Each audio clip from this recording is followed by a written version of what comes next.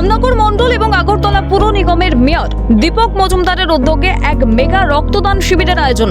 আগরতলার magnet club সংলগ্ন বিজেপির অস্থায়ী নির্বাচনী কার্যালয়ের সামনে এই মহতী অনুষ্ঠানের আয়োজন করা হয়েছিল। উপস্থিত ছিলেন মুখ্যমন্ত্রী ডাক্তার মানিক সাহা, মন্ত্রী সুশান্ত চৌধুরী, বিজেপি প্রদেশ সভাপতি রাজীব ভট্টাচার্য, মেয়র দীপক মজুমদার প্রমুখ।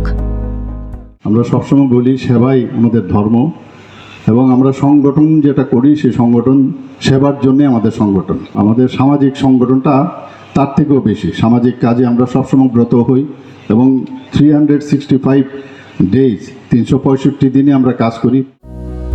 7 দিন 24 ঘন্টা সামাজিক কাজের মধ্যে দিয়েই কাটান বিজেপি কর্মী সমর্থকরা। বুধবারের অনুষ্ঠান থেকে বললেন ত্রিপুরার মুখ্যমন্ত্রী। এই মহতী উদ্যোগের যারা শরিক তাদের ধন্যবাদও দেন ত্রিপুরার মুখ্যমন্ত্রী প্রফেসর ডাক্তার মানিক সাহা। আগরতলা থেকে মনীষা ঘোষের রিপোর্ট, ক্যালকাটা নিউজ।